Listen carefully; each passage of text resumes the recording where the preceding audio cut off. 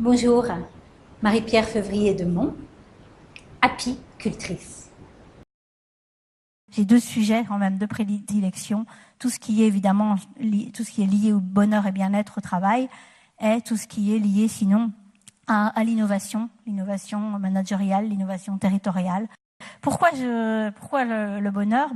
Pour moi, c'est vrai qu'on passe énormément de temps au travail, et le travail doit être une source de plaisir quelque part. Donc, je ne peux pas concevoir de travailler s'il n'y a pas un minimum au moins d'engouement, un minimum de quelque chose. Et je me suis aperçue finalement au fur et à mesure de ma carrière que quand quelque chose n'allait pas, je mettais toujours en œuvre quelque chose pour changer, que ce soit dans mon environnement, peu importe, quand j'étais employée, quand j'étais salariée, quand j'étais manager aussi, peu importe la position où j'étais. Et en fin de compte, en faisant ce doctorat après, je me suis rendu compte que je créais naturellement, moi, en permanence, mon flow. Voilà. Donc, pour ça que ce sujet m'intéresse aussi de le transmettre. Et j'ai, à un moment donné, accompagné énormément de personnes en reconversion, en création d'entreprise, en recherche d'emploi et compagnie. Et effectivement, c'est là que je me suis aperçue l'énorme mal-être, et beaucoup de personnes étaient dans le mal-être au travail. Comme déjà j'essayais des petites choses au niveau pratique qui avaient l'air de pas trop mal marcher, c'est pour ça que j'ai été faire un doctorat entre 2011 et 2015 avec le Québec, pour essayer de prendre un petit peu de recul sur tout ça. Je me suis amusée dans ma thèse à reconstituer le puzzle du bonheur.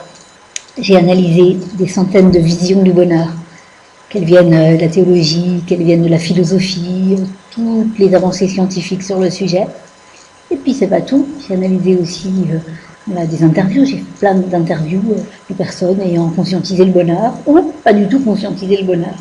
Et tout ça m'a permis de voir que le bonheur c'est un processus. Du coup cela nous offre une formidable clé de lecture. C'est comme si un peu ça nous donnait le mode d'emploi. Donc ça nous permet du coup de cheminer.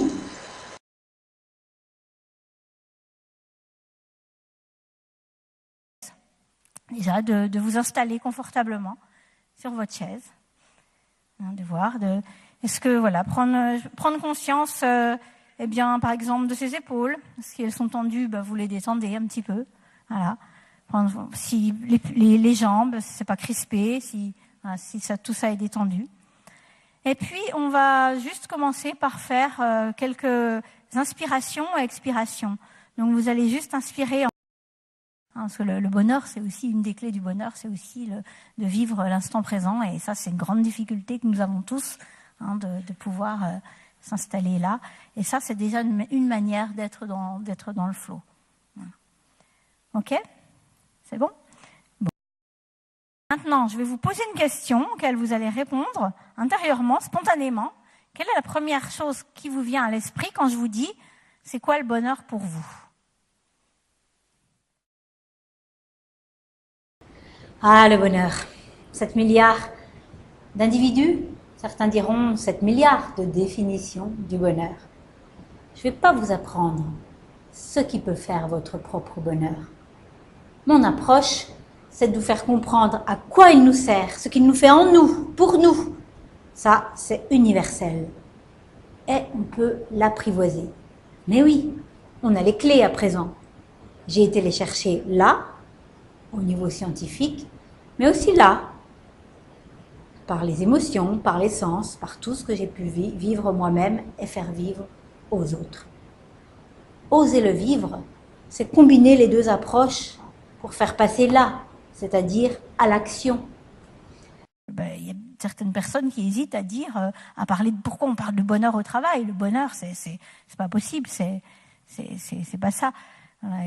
Et en fait, il y a tout un tas de tabous autour du bonheur, puisqu'on lui a collé 36 000 étiquettes aussi différentes les unes que les autres, tout simplement parce que le bonheur, c'est quand même un déterminant de nos actions humaines, c'est essentiel pour nous, et ça fait plus de 2000 ans qu'on essaye de...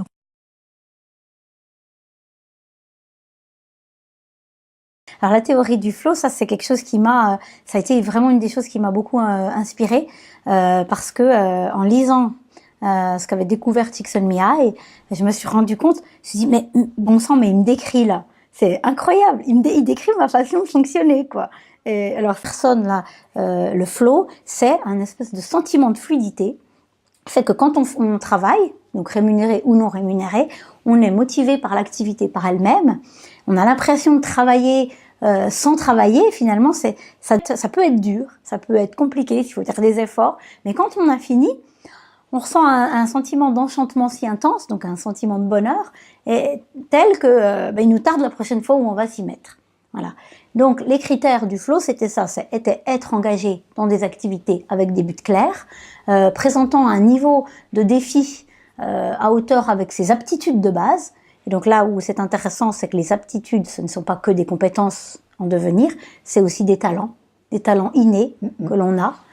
Et puis, donc, il faut avoir la maîtrise, une certaine maîtrise de l'activité, hein, qu'on ait un peu la main dessus, un feedback. Et donc, ce feedback, il peut être donné, soit c'est nous-mêmes qui nous le donnons, soit il est donné par quelqu'un, mais enfin, on voit quelque chose qui avance.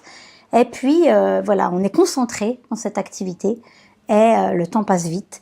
Et donc, on ne ressent pas spécialement d'émotion pendant l'activité, parce que comme on est concentré sur ça, on n'est pas perturbé par autre chose. On est vraiment dans l'instant présent, dans ce qu'on fait, motivé par ce qu'on est en train de faire, et non pas par une activité extérieure.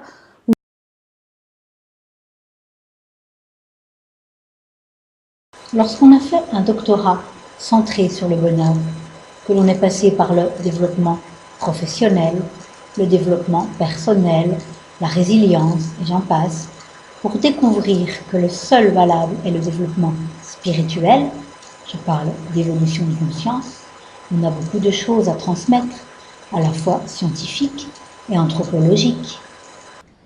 Alors le bonheur, c'est comme une plante à cultiver. C'est simple, mais ça nécessite un travail intentionnel, attentif et soutenu.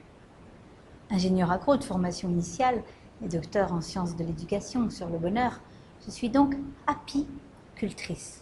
J'apprends à cultiver le bonheur en conférences, en formation, en atelier, pour soi ou au travail. Donc sur des aspects pratiques, basés sur les connaissances scientifiques. Pour en savoir plus, visitez mon site Bonheur In.